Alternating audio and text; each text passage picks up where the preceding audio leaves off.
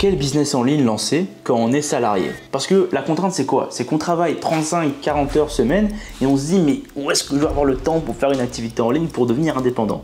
Je comprends très bien cette partie-là parce que j'étais moi aussi dans ce schéma-là. Alors quel business lancer? Je vais vous l'expliquer tout de suite. Étape 1, vous devez comprendre que vous devez apprendre un business qui va résoudre un problème pour une entreprise. Ça veut dire quoi? Par exemple, si une entreprise doit faire des posts sur les réseaux sociaux, eh bien, vous allez pouvoir résoudre le problème de poster à leur place. Parce que c'est pas qu'ils sont incompétents là-dedans, c'est que ça leur prend du temps de le faire eux-mêmes. Donc si vous prenez le temps de pouvoir apprendre la compétence qui va leur permettre de pouvoir déléguer à votre personne le fait de poster sur les réseaux, alors ils vont vous payer. Donc quand on est salarié, on prend les heures de repas le midi, le week-end ou le soir pour apprendre ses compétences. Et bien sûr que ça va vous prendre du temps en plus. Ça va demander un sacrifice initial, mais si vous ne le faites pas, personne ne le fera à votre place et votre vie ne changera pas. Personnellement, quand j'ai commencé, je travaillais 40-60 heures semaine dans le cinéma en effets spéciaux et je prenais le midi, je me levais plus tôt le matin et j'en vais plus tard le soir pendant 4-5 mois pour pouvoir apprendre les compétences nécessaires. Et aujourd'hui, j'ai une vie qui est beaucoup plus épanouie parce que j'ai fait ce petit sacrifice au début. Donc ne vous blâmez pas, ne vous en voulez pas si vous devez sacrifier quelques mois de votre vie pour changer le reste de celle-ci. Quand vous avez ces compétences, qu'est-ce qu'il faut faire ensuite en tant que salarié? C'est bien beau, vous savez monter des vidéos, vous savez poster sur internet pour les entreprises. Maintenant, vous devez contacter des entreprises pour pouvoir avoir des résultats et pouvoir commencer à être payé. Donc, comment on fait quand on est salarié pour y arriver? Concrètement, vous devez quand même passer votre temps à parler avec des gens et bâtir des relations. Vous avez LinkedIn, vous avez Instagram, vous avez les mails, vous avez Facebook, vous avez beaucoup de possibilités pour pouvoir justement trouver des clients. Ce que j'ai fait à l'époque quand j'étais en tant que salarié à Québec dans la ville dans laquelle je travaillais, en allant à mon travail, il y avait une petite rue, il y avait plein de restaurants sur les côtés. J'entrais dans chaque restaurant et j'essayais de bâtir des relations en fait avec le gérant et les personnes, les serveurs qui étaient là pour pouvoir être quelqu'un qui était connu dans cette rue-là. Ils ne savaient pas forcément quelle activité je faisais à ce moment-là, mais au moins j'étais connu dans leur entourage. Et dès que j'avais l'occasion, je pouvais parler de ce que je faisais un petit peu, mais sans leur parler que je voulais leur vendre le service. Je leur disais ce que je pouvais faire pour eux et donc ça me prenait quoi?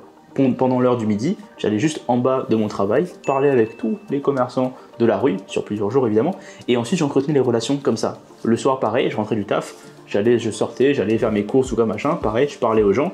Entre temps, dans la journée, je parlais un peu sur LinkedIn avec des personnes, mais ça permet de pouvoir le faire quand on est salarié et qu'on n'a pas beaucoup de temps. Ensuite, l'étape suivante, c'est de contacter les gens pour commencer à savoir qui a besoin de votre service et qui est prêt à payer pour ça.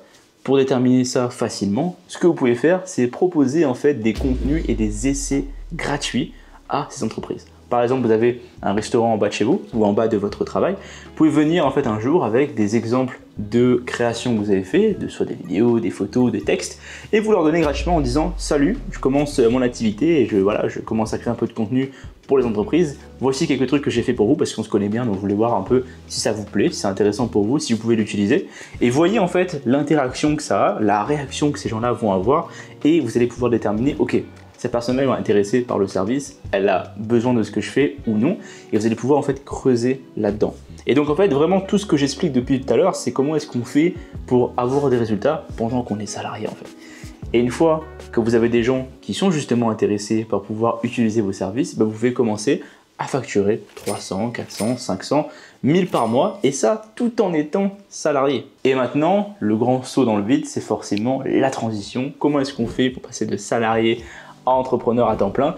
Eh bien, il faut cumuler les petits contrats comme ça qu'on a trouvé via LinkedIn ou via les gens en bas de votre travail ou n'importe où autour de vous dans votre ville avec qui vous avez décidé de travailler. Et donc, dès que votre, par exemple, petite activité sur le côté vous rapporte plus que votre salaire, par exemple, moi à l'époque, en tant que salarié, je gagnais 2400 $ canadiens par mois, ça fait 1900, 1800 euros, je pense. Et bien, dès que mon activité en ligne, qui consistait à poster sur les réseaux, a atteint 2000 par mois, et ben, j'ai démissionné de mon travail pour me consacrer à 100% à cette activité. Le mois d'après, j'étais déjà à 8000 par mois parce que j'avais maintenant tout mon temps à consacrer là-dedans. Donc voilà comment est-ce que moi je conseille à des gens qui sont salariés de débuter, de se lancer pour apprendre des compétences nécessaires pour devenir indépendant financièrement. Si vous voulez avoir plus d'informations, il y a un lien dans la description de cette vidéo pour pouvoir avoir plus d'informations sur cette activité qui permet de pouvoir se lancer à partir de zéro. Et il y a aussi mon compte Instagram, vous pouvez me suivre directement pour suivre mes aventures tous les jours. Et si vous voulez aussi parler avec moi, ça me fera plaisir. Moi je vous dis à très bientôt, ciao.